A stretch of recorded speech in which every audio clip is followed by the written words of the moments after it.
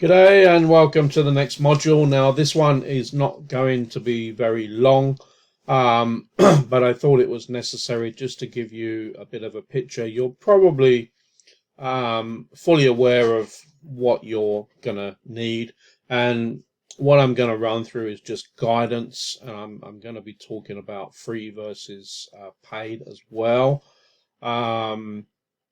And look, you're welcome to add other relevant ones that you feel are necessary for you, your business, or your particular location.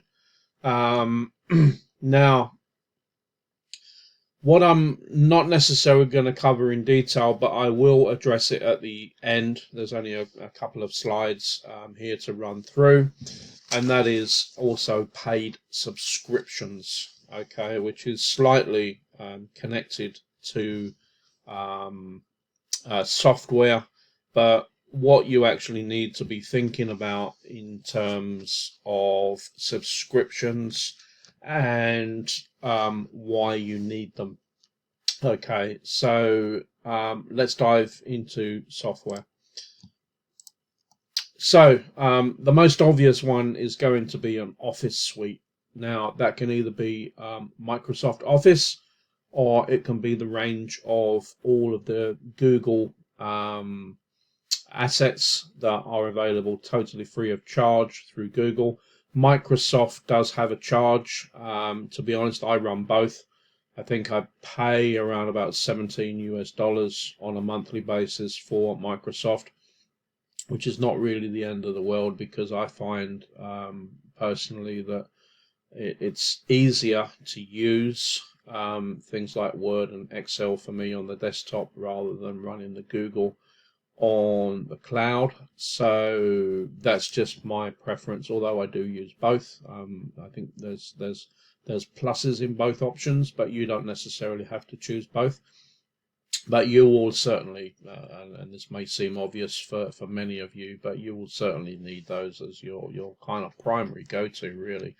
The second one is the Adobe suite of assets. Now, it's only going to be PDF. Now, whether you choose just to have the free Adobe PDF and just work with its constraints, or whether you want to go for a paid one and have additional flexibility of there's a lot more functionality in the paid version. But having said that, the free version is quite sufficient for the purposes of just setting up. The last thing that you want to be doing as a new business is getting embedded into $200 worth of software subscriptions without the additional income coming in. So software should be grown, and particularly when we come on to talk about the QS measuring tools. The next one that I think is a critical component, particularly when you're using like here the Office suite, is to have access to graphic tools. Now, this doesn't need to be a paid subscription, although you can have one. I choose to have a paid one. It's around $19 a month. But if you head over to canva.com, you can actually sign up for free. You're limited in what you can use with the free version, but it is still free, and it is pretty powerful for $0 actually. So go over, have a look at that. You can create a whole ream of things like logos, brochures, presentation documents. It's just that there's a whole ream of stuff in there that is really useful. And the best thing about it, this is why I'm not affiliated to these people at all. I don't get any reward for sending you their way. I just think it's a really good online piece of software. I use others, but that's a bit more advanced as well. I still use Canva as my sort of go-to graphics resource, because it's incredibly powerful. It's got a lot of assets in there, and more importantly, it's just incredibly simple to use. Really, really simple, and it produces some really good results. So yeah, check that one out. The next one that you're going to need to consider And I certainly recommend that you outsource this, but if you wanted to do your own, there are a number of providers out there that do allow you to build websites like for little or zero money. Now, the problem with a free website is that you're not going to be able to brand it. And in my experience, they're also difficult to get SEO optimized. Now, SEO is search engine optimization, and there's certain techniques that you can use to elevate your positions in Google search. So, you know, very broad terms like quantity surveyors, you're not likely to be getting any serious rankings for those. But again, going back to your niche specific micro niching and honing down, you can get good traffic from very targeted keywords. And the downside of free sites is that they are either not possible to SEO optimize, or they are incredibly difficult to SEO optimize. So I would definitely recommend that if you are going to do it yourself, then you go for at least a low cost provider. I personally would not go with Wix, not to say that it's not a good product, but again, it is more difficult to SEO optimize than WordPress. You can go and search out and validate that for yourself on Google. There will be people on there that are telling you, yes, it's okay. You can optimize with Wix. Yes, you can. That's not a mistruth, but it's harder. And why go for the hard route when you can take an easier path and get embedded into WordPress? You can find WordPress hosters for literally less than $10 a month, and then you can invest in a yearly website do-it-yourself program. Like there's a few around. I personally use Divi, but there's others available. Again, if you do search for sort of do-it-yourself websites with WordPress, you'll find a number of options that are all kind of like less than $100 a year to buy and use on sites to craft your own website. The alternative, obviously, is to pay someone. Now, if you're living in a like tier 1 country, so that's Canada, US, UK, Australia, New Zealand, then the cost of getting a website done professionally is probably around 3,000. I'm talking New Zealand dollars, between 2,000 to 3,000 New Zealand. So divide that by 1.6 gives you in US dollars. You can get it significantly cheaper than that, but again, you get what you pay for. So the whole object of a website, go back to the core fundamentals and the common sense approach, is that it's a presence online for people to find you. So if you go super cheap and people can't find you, you're effectively just wasting your money. So bear that in mind as well. Okay, so QS measuring tools. Now, this is going to be an interesting one. Personally, my recommendation to you is do not invest. You won't get one for free, and if you do, it won't be any good. You're going to have to pay money for a QS-specific software. Now, my preference over anything else, and this is just my perspective and my preference, is IT Costex, but it comes at a price. But we shouldn't focus on what it costs us. We should focus on how it enables us to be efficient to deliver a great service to our clients. So it's an overhead, and you have to look at it in that way. So when someone gives you a bill and you look at it and you say, oh, that's expensive. Well, yeah, it is, but it's also a very, very, very powerful tool. And if you're a QS and you're serious about a consultancy and you're serious about building a consultancy, get used to paying a lot of money for software that is specific to your job. Now, I don't know the current pricing for i2 Costex. I can tell you that I pay 600 US for a maintenance license, which is to keep it up to date, which is on top of what you pay i2 Costex to buy the software. You have to maintain it every year. That's how they keep it up to date. Some people get out of their pram about that, but if you buy a car, you have to pay for servicing and other regulatory checks and everything else to keep it in running order. Think of your software in exactly the same way. i2 Costex do not take that money, and just you don't see the benefits. They are constantly improving. They are constantly putting out content that helps users get the most out of their product. And for me, it just blows away the competition. There are other providers out there, but I've used them. I've put them under the paces, and they do not compare. Again, my perspective, I'm not affiliated with i2 Costex in any way, shape or form. I'm just telling you, based on all the number of years of experience I have of running a QS practice, I would not use anything other than that. But that doesn't mean to say that you have to also.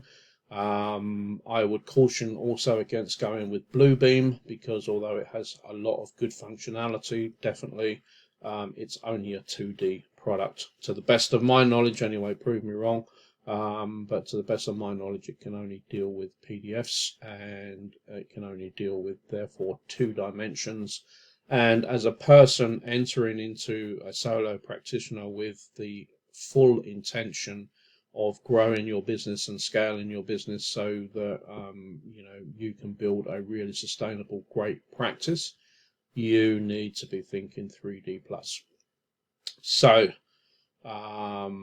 you'll need to have a look around and see what suits you. But I think my main point with QS measuring tools is that you do not need to invest from day one in a QS measuring tool.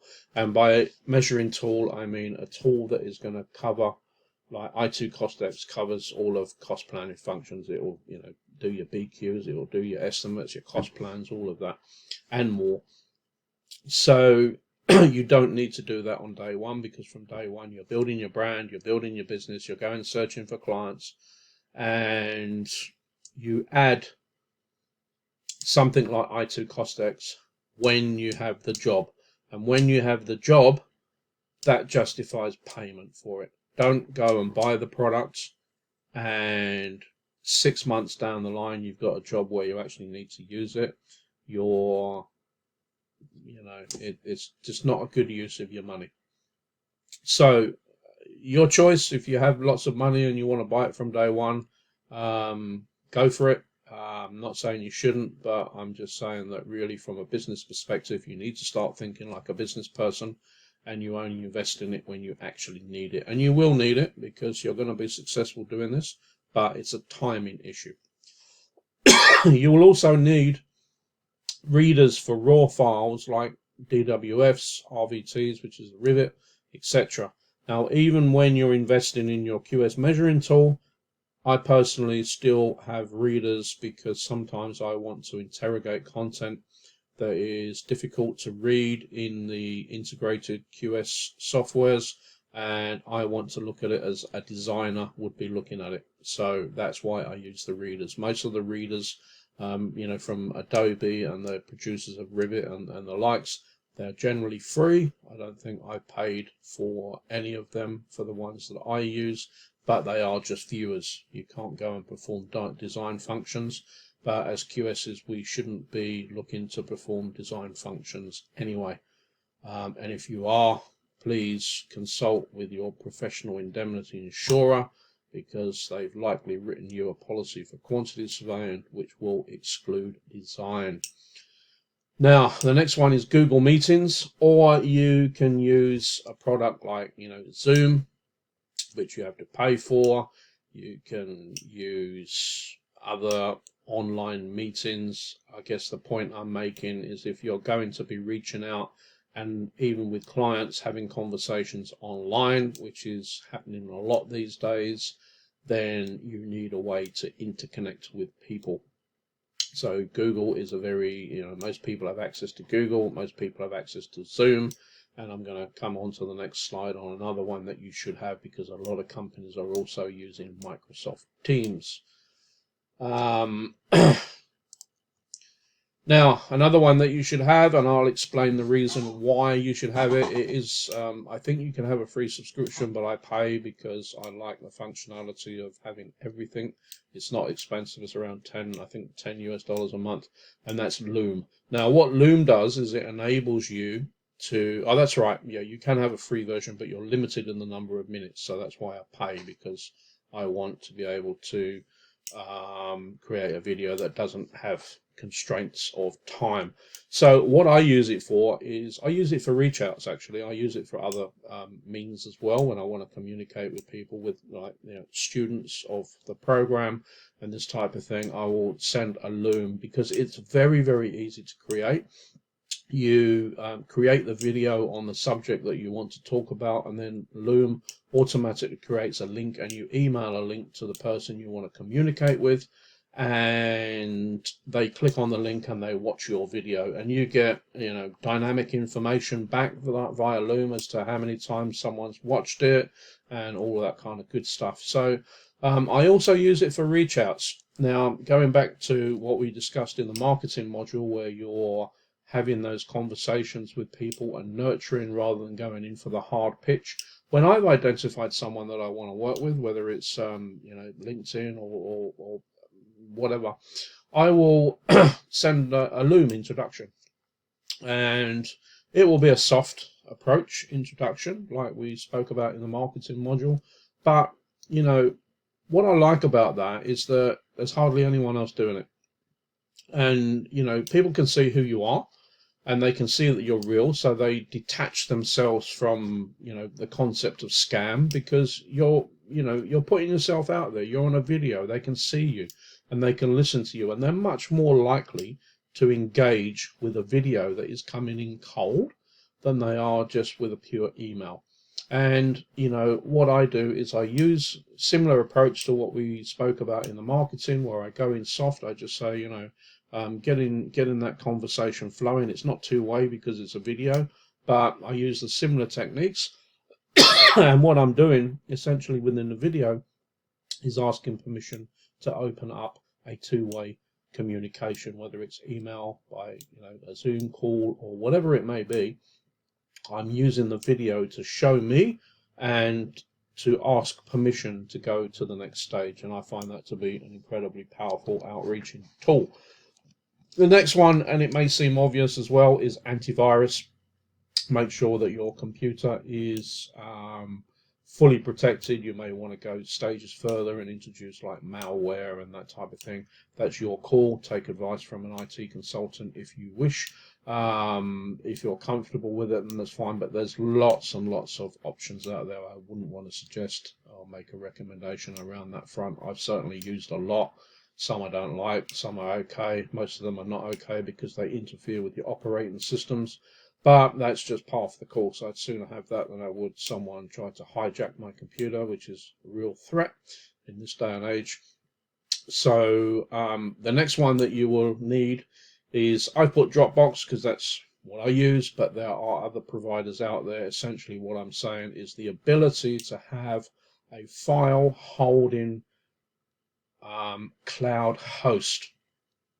And the reason you want that is because you want protection of all your work off your own PC in case your own PC decides to die at any particular time, which is very common in this day and age. PCs only generally tend to last a few years before they start you know, choking and vomiting and causing problems to the extent that you need to either repair them at significant cost or ending up having to replace them. So what I do for all my significant work is I hold Dropbox and I load all my files onto Dropbox. That way, if my computer dies, I can access someone else's computer or another computer and just load Dropbox, and hey presto, I have access to all my files. And it's completely on the cloud, so you can just access it via the web, or on your own PC you use an app which does the same thing. And you don't have to use Dropbox. There are alternatives. But I definitely recommend an online presence. If you go through the Microsoft suite, they have iDrive, I think it's called. I don't particularly use it. Google has a similar, I forget what they call it, but they have a similar function. Google, I know, is 15 GBs holding capacity, and then you pay more. So, you don't have to have Dropbox. There are other ways. You can do it through Microsoft. You can do it through Google. I just like the functionality of Dropbox, and you can send links to people and all like that. And a lot of businesses are using Dropbox, and they're very familiar with it as well. So, not essential. The next one that is not essential, but it's a good tool to have, and you may not have heard of it. It's called FileZilla. It's actually an FTP protocol. The reason why we need this is that in some cases, when you're dealing with clients, if not the client direct, they will have consultants who will want to send you files that maybe are only accessible via their FTP link. Now, it's becoming less so. It used to be common. It's becoming less so because of the emergence of things like Dropbox. But there are still some practices that are kind of like caught in the IT conundrum where they haven't really caught up with what's happening in 2023, and they're still working on core principles of what was relevant for file transfers like 10 plus years ago. So just bear it in mind if you suddenly come across someone that says, oh, you need to go in and download off of an FTP or whatever, then FileZilla is your interconnecting partner for all of that to happen. And lastly, Microsoft Teams. Now, if you're going with the Microsoft Office suite, then this all automatically comes as part and parcel. But if you're not, then this is something that you really should have, because when you're when you're having conversations with people, they may well send you a link and it's Microsoft Teams. You don't have to have it paid subscription, but you have to have it so that it's accessible, that when you click the link you can use Microsoft Teams within the browser. So not quite sure whether you have to pay for that or not. You might want to investigate. Because I've got Teams by default, then I've already automatically got it, so I'm not quite sure on that, but you do need access to it, I guess is my point. So with all that said, what else do you need? I haven't talked about office furniture because I think that that's really personal to the individual, and quite frankly, you shouldn't need any guidance on that. You need somewhere to sit, you need somewhere to work. Most people have mobile phones by default. You need a printer, and that's about it. You need a microphone for your web conversations. And most PCs have kind of got those built in. They've got webcams built in, so yes, you can extend and you can add more quality to it as time goes by, but generally speaking, I think most people need to, they know what they need to do in terms of office equipment. I don't need to go and teach them what buy a scale rule, pens, pencils, and mark up colors and all of that. You should be well aware of that as a sensible adult. So with all of that said, I'm gonna now talk about paid subscriptions, which are over and above paid subscriptions that we're talking about in terms of software. I'm talking about now particularly market intelligence paid subscriptions. So that's the likes of, I'm thinking like if you're in the UK and you're struggling with rates or cost planning, that type of thing, then the BCIS is an obvious example. I don't know what the equivalent would be in like the US, for example. I know here in New Zealand we have limited ability to tap into the same amount of data that is available, say, in the UK with BCIS. We're nowhere near as advanced. we have like the equivalent to the old Spons pricing books, which off the record are a total load of rubbish. But it's really essential that you experiment and look and do research in your specific location as what market intelligence you need, and factor it into your cash flow and your business costs.